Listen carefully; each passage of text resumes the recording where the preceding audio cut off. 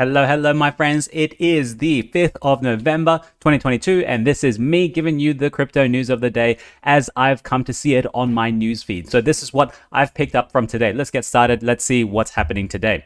We start off with what's actually happening is in the news, crypto giant Binance. They said they're exploring benefits of a bank acquisition. Now, I actually believe this, just like the same way that FTX and SBF were saying, oh, we might buy the Chicago Mercantile Exchange. You know, all of these giant crypto companies, they have a massive war chest of funds that they want to actually utilize and get something out of. Now, Binance is the biggest kind of exchange out there so far in the world. Where else do they go to get more clients, or where can they go and sign up more clients and bring normal people who aren't already in crypto into crypto? Banks have access to like nearly everyone in the world, nearly everyone in the developed country, right? The best thing for them to do is to probably partner with a bank so that they can get the bank's customers to go and use Binance in the back end. Now, I'm going to read it to you here, and this is what they say. There are people who hold certain types of local licenses, traditional banking, payment service providers, even banks. We're looking at those. We want to be the bridge between crypto and the traditional finance world, right? This is Binance, right? They are huge already. They want to get bigger. They are a business. They still have to show growth and growth and growth. Otherwise, they get cut down, right?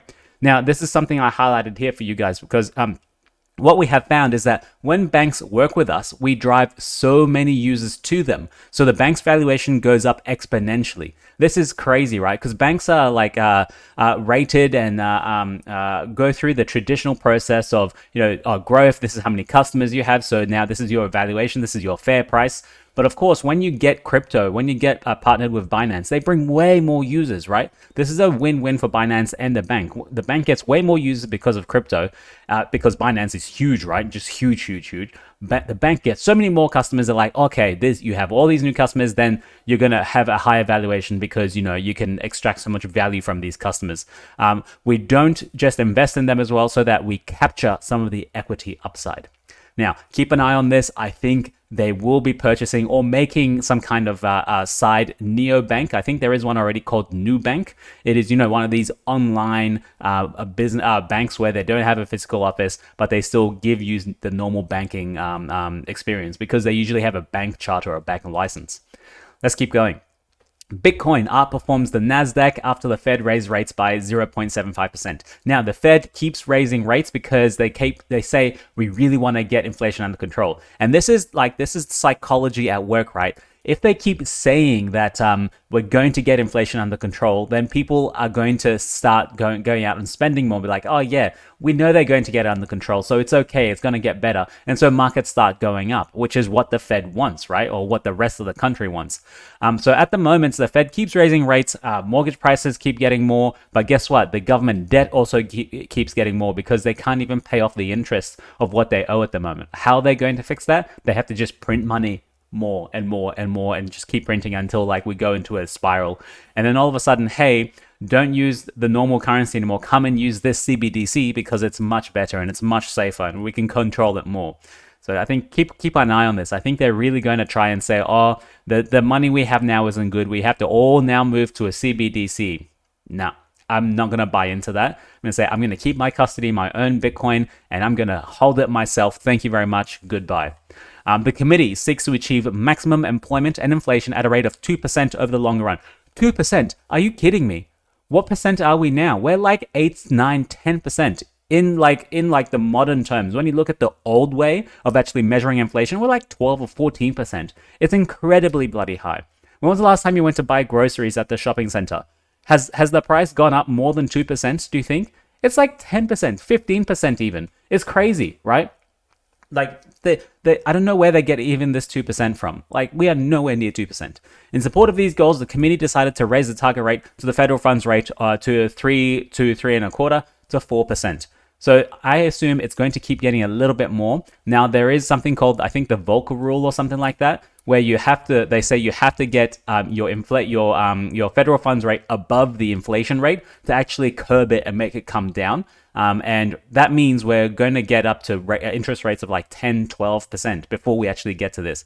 Now, they don't have to use this Volcker rule. It is just a rule that exists. Doesn't mean they have to use it. But if that happens, oh my God, you see all these people, young people, that have houses, mortgages that are millions of dollars, and they have to pay it off in the next 30 years, they won't have any money at all. All of their paycheck is just going to be going to paying their mortgage. That's going to cause massive, massive issues in the rest of the property markets.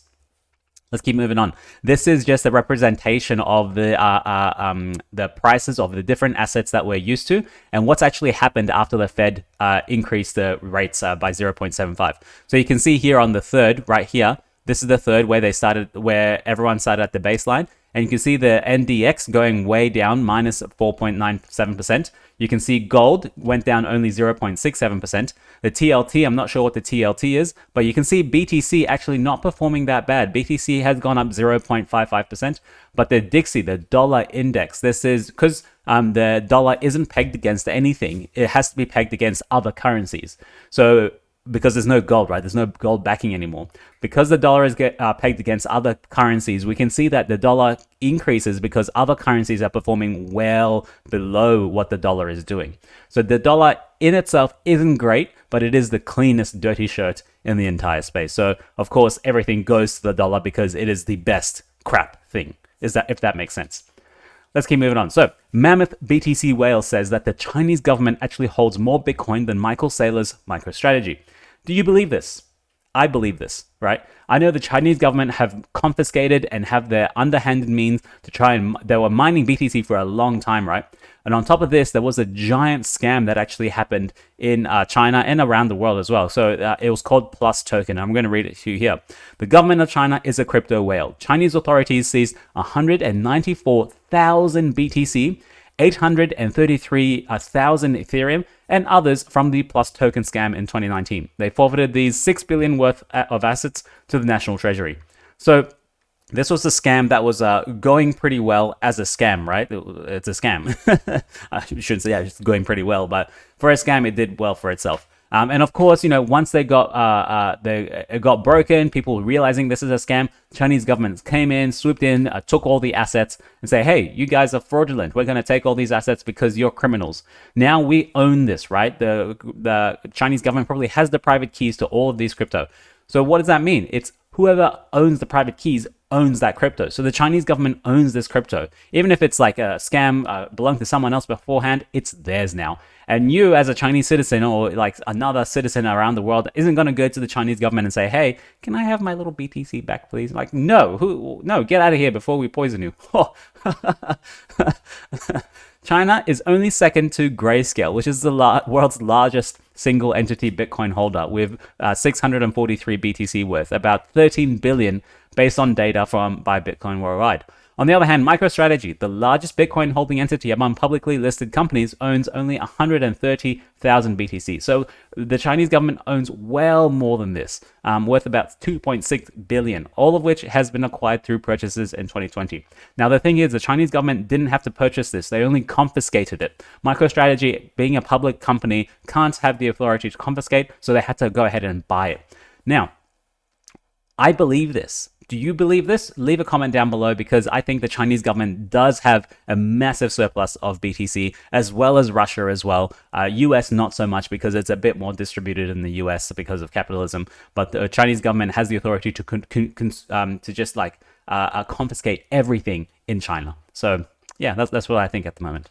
Now, next up, we have Andre Cronje. I don't know if you guys know this guy. He is one of the leading developers in crypto at the moment. He's responsible for a lot of the stuff on Phantom. He was responsible for a lot of the, I'm not sure if he did MIM, but the Magic Internet Money currency. But he did do a lot of the, how should I say, reserve currencies and all that sort of stuff. He's responsible for many different protocols, like 20 plus protocols.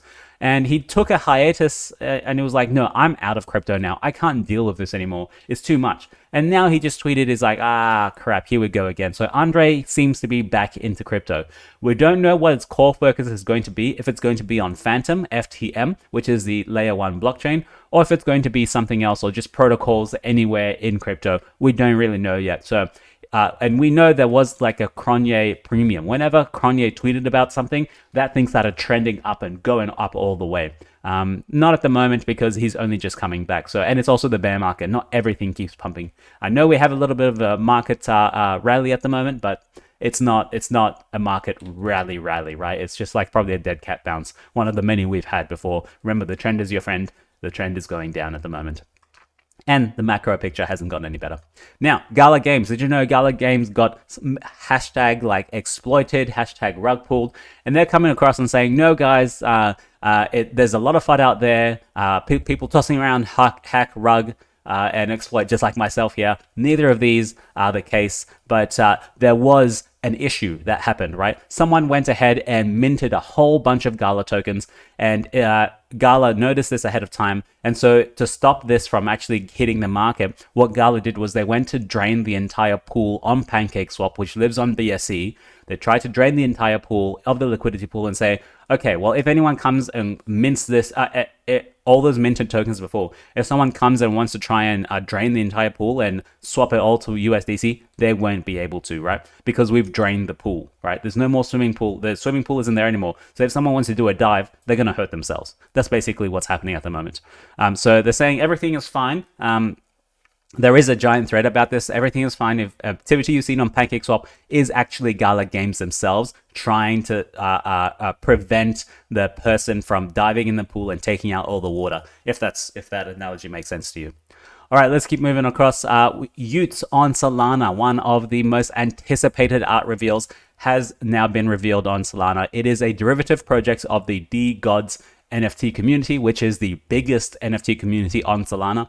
Now, y00ts was a little bit controversial. They had a bit of trouble here and there. They postponed a couple of times. They're launching in the bear market now, and they just released their artwork. Now, they had the lead artist actually leave at one point, and then they got someone else to come and do this, but this is what it looks like at the moment. So I'm going to zoom in on some of these ones, and you tell me if you actually like this PFP. So before the artwork was actually revealed, all the unrevealed artwork was selling for 100 Solana at that time. Okay, I don't know what that is for. $4,000, give or take, 4,000 if I'm right, because one Solana, let's say $40 times 100, that's 400, right? Oh, sorry, 4,000. Oh my god, how do I not know this? 40 times 100 is 4,000. Yes, that's right. So trading at $4,000, but now you can see the baseline price has gone down to 89 Solana and even 80 Solana at the moment. So it is trending down because before they were unrevealed. There was a premium because it could have been a rare one. It could have had this really cool, nifty thing that no one else had. But now that it's been revealed, people are like, oh, I already know what this is now. It's way more common than I thought, so it's not actually worth that much. Whereas something else that's unrevealed might be worth a bit more. Let's zoom into some of them and see. Do you like the artwork yourself? I'm not. It's okay. I don't think it's very clean. It's cleaner than some of the other PFPs I've seen. They do have this like little cool aesthetic, like nonchalant, like I'm a cool guy. This sort of thing happening across. I don't mind it myself. Like if I had one, of course I'd be even happier. But I don't have one. I'm not neither pro or negative against it. I'm just evaluating it on what I see at the moment. They do seem like they've done a lot of work. It is very clean. Like there's no clipping, no textures, no issues, nothing like that. So for me, I'm like, yeah, it's good. It's good. But the thing is, for most of these NFT projects, I'm still slightly bearish on them because I don't see the giant utility behind them. I think for y00ts, they were saying that you come in and you'll be able to create your own artwork and then you'll be able to sell it to the community and all of this stuff. But at the same time, like, nah, once the team steps away, the community really doesn't get enough momentum to ship something and bring it to market. Okay, I'm going to leave it here, guys. This has been me. Thank you very much for watching my crypto news today. Repping Collective Shift here. I'm going to go see them later on down the line in next week. In the meantime, this is not financial advice. Thank you very much for liking and subscribing. I appreciate your time as always. Ciao for now.